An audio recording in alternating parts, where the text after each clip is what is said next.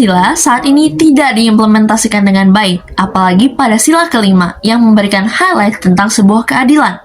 Karena pada nyatanya, keadilan bagi seluruh rakyat Indonesia berubah menjadi sebuah ketidakadilan. Banyak sekali contoh kasus ketidakadilan di Indonesia, seperti diskriminasi terhadap disabilitas, perempuan, dan masih banyak lagi. Maka dari itu, harapan saya untuk masa mendatang, Pancasila tetap menjadi suatu pedoman yang terus diamalkan sehingga di masa depan kasus ketidakadilan bisa berkurang.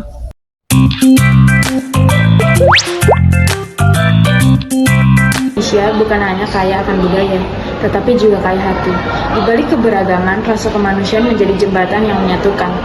Inilah makna sejati dari sila kedua Pancasila, yaitu kemanusiaan yang adil dan beradab. Di tengah kemajuan teknologi dan gaya hidup modern, banyak remaja mulai kehilangan empati dan kepedulian.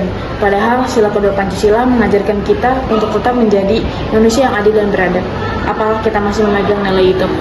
Di masa yang akan mendatang, saya harap nilai kemanusiaan yang ada di tengah masyarakat saat ini tetap terjaga. Begitupun dengan rasa kemanusiaan di kalangan remaja, baik di masa kini maupun di masa yang akan mendatang. Rasa kemanusiaan harus tetap terjaga, tetap ada dan tumbuh. Baik rasa kemanusiaan untuk dalam negeri maupun rasa kemanusiaan untuk luar negeri.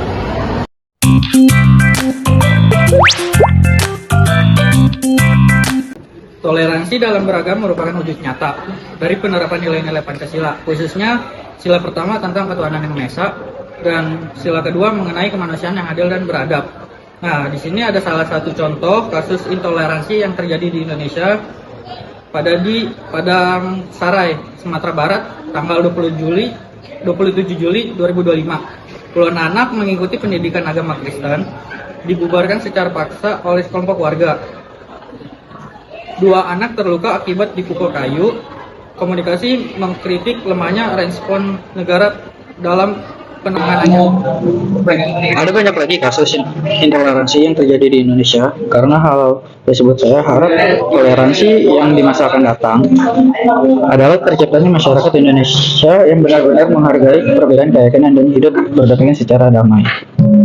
Setiap warga negara diharapkan dapat bebas menjalankan agamanya tanpa takut diskriminasi atau kekerasan. Didikan toleransi sejak dini, penegakan hukum yang adil, dan peran aktif tokoh agama.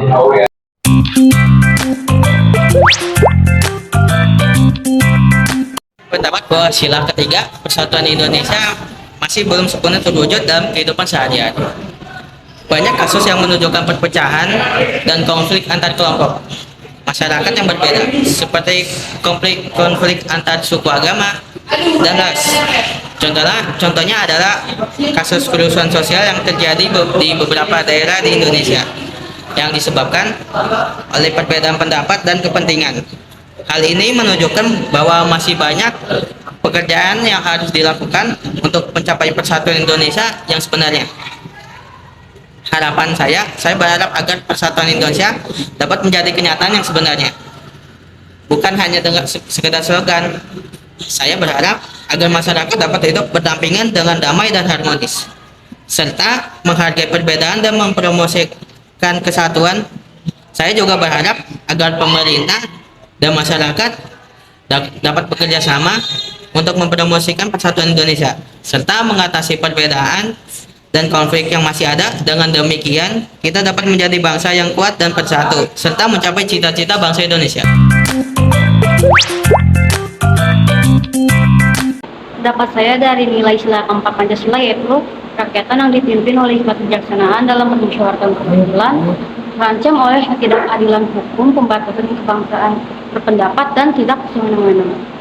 Harapan kedepannya, kita dapat memperkuat nilai-nilai ini dengan meningkatkan kesadaran dan partisipasi warga negara, menghargai perbedaan pendapat, dan mengutamakan kepentingan bersama untuk menciptakan masyarakat yang lebih adil dan demokratis.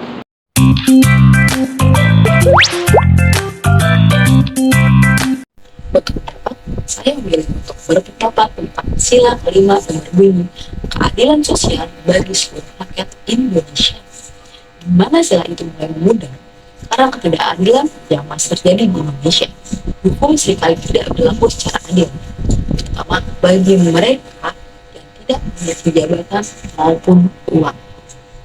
Contoh kejadian yang membuktikan hilangnya sila kelima, korupsi besar-besar seringkali hukum ringan, sedangkan masyarakat biasa terpaksa mencuri karena kebutuhan dasar bisa mendapatkan hukuman yang lebih rendah. Dan lagi, orang yang sudah terbukti salah akan tetap tidak dianggap salah jika beruang dan merupakan teman dekat dari yang memiliki hukum.